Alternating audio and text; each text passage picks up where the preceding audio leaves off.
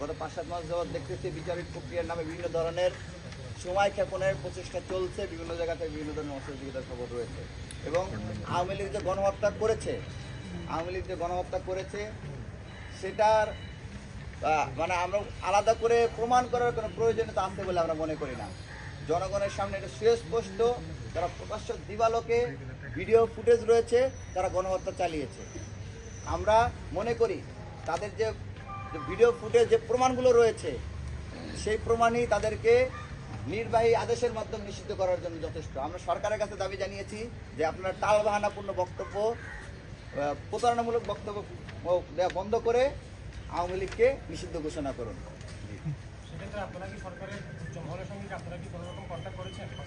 জি, সরকারের আমরা মনে করি যে রাষ্ট্রের চতুর্থ স্তম্ভ সাংবাদিক বন্ধুগণদের আপনাদের মাধ্যমে, মিডিয়ার মাধ্যমে আমরা আমাদের বার্তাটি তাদের মাঝে পৌঁছে দিয়েছি এবং আপনারা নিশ্চয়ই অবগত থাকবেন যে সরকারের কাছে এটি মানে অনবগত কোনো বিষয় নয় যে আওয়ামী লীগ নিষিদ্ধের দাবি ছাত্র জনতা জানিয়ে আসছে।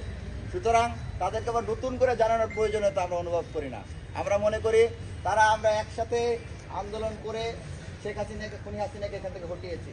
সুতরাং তাদেরকে আবার আলাদা করে মানে অবহিত করতে হবে সেটা আমরা মনে করি না, কারণ তারা জানেন যে এদেশের জনগণ আওয়ামী লীগকে নিষিদ্ধ চান, তারপরে তারা বিভিন্ন ধরনের ছলচাতুরি করে যাচ্ছেন।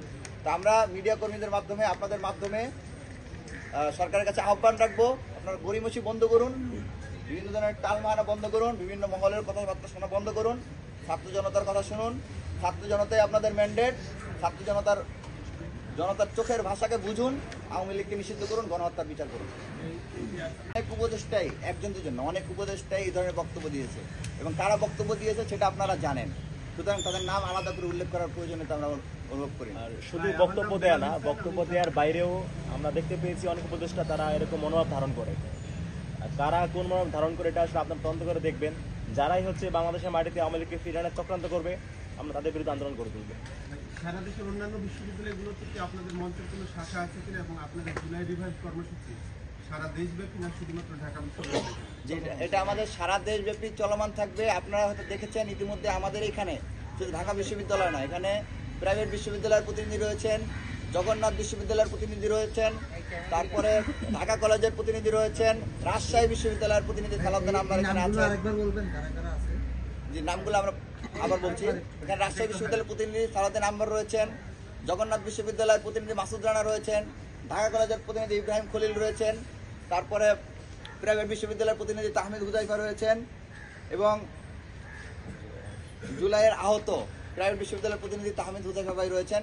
জাহাঙ্গীরনগর বিশ্ববিদ্যালয়ে যারা বর্তমানে আন্দোলনের নেতৃত্ব দিয়ে যাচ্ছেন, জাহাঙ্গীরনগর বিশ্ববিদ্যালয়ে তাদের সাথে আমাদের কথা হয়েছে, তাদের প্রতিনিধি টিম আমাদের এখানে আসার কথা ছিল, কিন্তু জ্যামের কারণে এবং অন্যান্য ব্যস্ততার কারণে তারা আসতে পারেন, তবে তারা আমাদের সাথে থাকবেন কথা দিয়েছেন। এবং চট্টগ্রাম বিশ্ববিদ্যালয় সহ অন্যান্য বেশিরভাগ ক্যাম্পাস আমাদের কথা হয়েছে, সেই ক্যাম্পাসের প্রতিনিধিগুলো আমাদের সাথে যুক্ত হয়েছেন। আমরা সবাই একসাথে এই আন্দোলনকে পরিচালিত করবো এবং একই সাথে আপনারা দেখেছেন যে আমাদের সাথে জুলাই অভ্যুত্থান যেহেতু সবথেকে বড় সংগঠিত হওয়ার জায়গা ছিল অনলাইন প্ল্যাটফর্ম, এবং সেই অনলাইন ও অফলাইন দুই জায়গাতেই যারা সক্রিয়ভাবে ভূমিকা পালন করে গিয়েছেন অ্যাক্টিভিস্ট হিসেবে, সেই তাদের প্রতিনিধি হিসেবে আরাফাত সুশব ভাই এখানে আছেন, তারপরে আহনাফ তাহমিদ ভাই আছেন, জারিফ আজিজ ভাই আছেন এবং আরও অসংখ্য প্রতিনিধি আমাদের মাঝে আছেন। এবং আমরা সবার সাথে যোগাযোগ করে সকল অংশীজনকে সাথে নিয়ে আমরা আওয়ামী লীগকে নিষিদ্ধ করেই জুলাই গণহত্যার বিচার নিশ্চিত করে তারপরে আমরা আমাদের ঘরে ফিরে যাবো।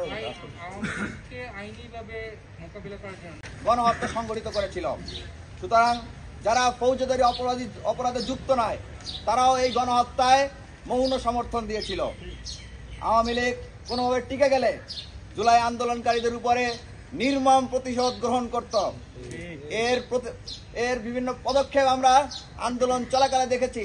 তারা পাড়া মহল্লায়, উপজেলা, জেলায়, কলেজ, বিশ্ববিদ্যালয়, স্কুল কলেজের ক্যাম্পাসগুলোতে যারা আন্দোলনে সক্রিয়ভাবে ভূমিকা পালন করেছে তাদের তালিকা প্রস্তুত করে তাদেরকে দ্বিতীয় ফেজের আন্দোলন যখন শুরু হয়েছে তাদেরকে তাদের বাসা বাড়িতে অবস্থান করতে দেয় নাই।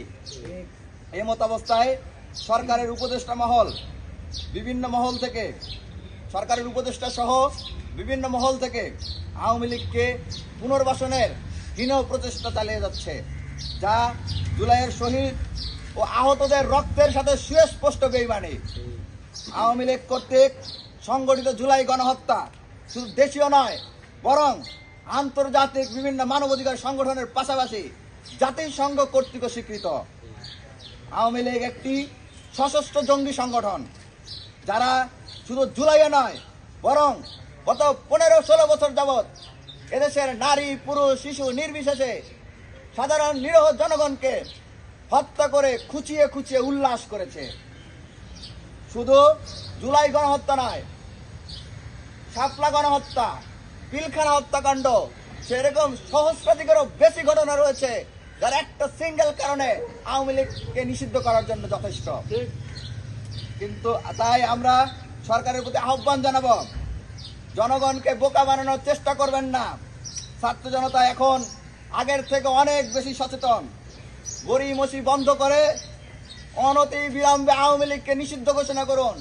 জুলাই গণহত্যা সহ গত 15-16 বছর যাবৎ সংগঠিত সকল হত্যাকাণ্ড, গুম খুন, আয়নাঘর, নির্যাতন, দুর্নীতির বিচার করুন এবং গণহত্যার সাথে জড়িত কোন এমপি মন্ত্রী, গত 3টি অবৈধ নির্বাচনে অংশগ্রহণ করা ক্যান্ডিডেট, তারা যাতে কোনোভাবে বাংলাদেশের মাটিতে রাজনীতি করতে না পারে সেই ব্যবস্থা আপনারা গ্রহণ করুন।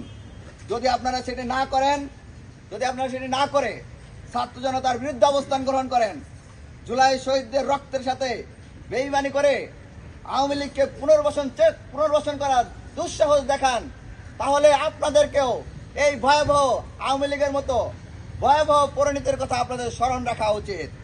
প্রিয় সাংবাদিক বন্ধুগণ, আমরা গত কয়েকদিন যাবৎ গণহত্যাকারী আওয়ামী লীগ নিষিদ্ধকরণ আন্দোলন গঠন করে আওয়ামী লীগ নিষিদ্ধ এবং জুলাই গণহত্যার বিচারের দাবিতে ধারাবাহিকভাবে আন্দোলন চালিয়ে যাচ্ছি।